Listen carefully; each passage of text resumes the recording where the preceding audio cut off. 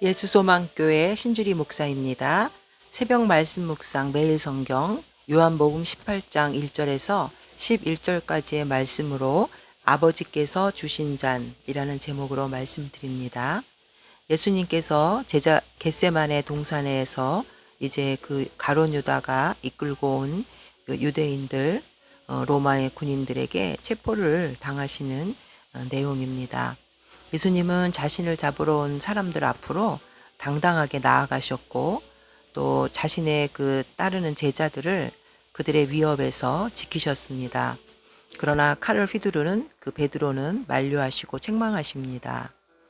1절에서부터 6절까지 말씀, 예수께서 이 말씀을 하시고 제자들과 함께 기드론 시내 건너편으로 나가시니 그곳에 동산이 있는데 제자들과 함께 들어가시니라. 그곳은 가끔 예수께서 제자들과 모이시는 곳이므로 예수를 파는 유다도 그곳을 알더라. 유다가 군대와 대제사장들과 바리새인들에게서 얻은 아랫사람들을 데리고 등과 횃불과 무기를 가지고 그리로 오는지라. 예수께서 그 당할 일을 다 아시고 나아가 이르시되 너희가 누구를 찾느냐? 대답하되 나사렛 예수라 하거늘 이르시되 내가 그니라 하시니라. 그를 파는 유다도 그들과 함께 섰더라. 예수께서 그들에게 내가 그니라 하실 때에 그들이 물러가서 땅에 엎드러지는지라. 예수님께서는 배반자 가룟 유다도 알고 있었던 그 겟세마네 동산으로 자신이 이제 잡히시게 될 곳으로 자진해서 찾아가십니다. 그리고 그 제자들의 대적들에게 자신이 예수라고 분명히 밝히십니다. 예수님은 십자가로 끌려가신 것이 아니라 스스로 하나님의 뜻을 이루기 위한 구속자로서 능동적이고 당당하게 나아가셨습니다. 예수님은 자신을 찾으러 온 무리에게 내가 그니라 라고 말씀하시면서 출애굽기 3장 14절에 에고에이미 내가 그니라 그런 자기의 소개를 정확하게 해주십니다. 그럴 때 그들은 땅에 엎드러졌다고 기록되어 있습니다. 그만큼 예수님에겐 신적인 그런 권위가 있었습니다. 하지만 예수님은 그 신적인 힘을 거두시고 자신을 잡으러 온 사람들 앞으로 당당하게 나아가셔서 붙잡히셨습니다. 십자가가 우리 인류에게 구원을 주기 위한 영생을 주기 위한 하나님께서 자신에게 맡긴 사명을 아셨기 때문입니다. 하나님 아버지를 향한 충성과 사람을 향한 그 사랑은 죽음도 마다하지 않으신 것이었습니다. 예수님은 사람을 단숨에 압도하는 제압하는 위세를 가지고 계셨지만 그 힘을 자신이 아닌 자신을 따르는 그 제자들을 지키고 안전을 확보하는 데 썼습니다. 7절에 보면 이에 다시 누구를 찾느냐고 물으신데 그들이 말하되 나사렛 예수라 하거늘 예수께서 대답하시되 너희에게 내가 그니라 하였으니 나를 찾거든 이 사람들이 가는 것은 용납하라 하시니 이는 아버지께서 내게 주신 자 중에서 하나도 잃지 아니하였삼나이다 하신 말씀을 응하게 하려 함이러라. 예수님의 이러한 조치 덕분에 제자들은 체포를 면하게 되었습니다.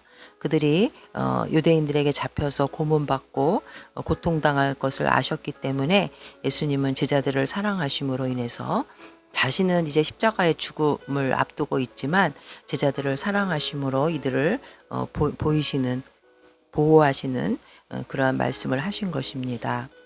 요한복음 13장 1절에 보면 유월절 전에 예수께서 자기가 세상을 떠나 아버지께로 돌아가실 때가 이른 줄 아시고 세상에 있는 자기 사람들을 사랑하시되 끝까지 사랑하시니라. 예수님은 우리를 보호하는 것을 최우선으로 두시는 분이시고 어떠한 경우에라도 우리를 고아와 같이 세상에 내버려 두지 않으십니다. 10절과 11절에 보면 이에 시몬 베드로가 칼을 가졌는데 그것을 빼어 대제사장의 종을 쳐서 오른편 귀를 베어버리니 그 종의 이름은 말고라. 예수께서 베드로더러 이르시되 칼을 칼집에 꽂으라. 아버지께서 주신 잔을 내가 마시지 아니하겠느냐 하시니라. 아버지께서 주신 잔은 결국 이 원래 범죄한 우리 인간들에게 돌아가는 진노의 잔, 죽음의 잔을 말합니다. 그러나 이것을 대신 예수님께서 모든 인류의 죄를 담당하시기 위한 그 십자가의 그 고난을 예수님이 대신 진노의 잔을 당하신 것을 말씀하십니다. 그러나 우리는 예수님의 이 십자가의 고난의 잔을 우리 대신 마셔주셨기 때문에 시편 116편 13절에 우리는 구원의 잔을 마실 수 있게 된 것입니다. 내가 구원의 잔을 들고 여호와의 이름을 부르며. 폭력을 쓰려는 이러한 유대인들의 방식은 하나님 나라를 이루는 방식으로 예수님은 인정하지 않으십니다.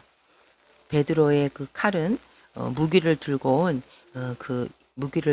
예수님을 잡으러 온 무리들의 방식이었습니다.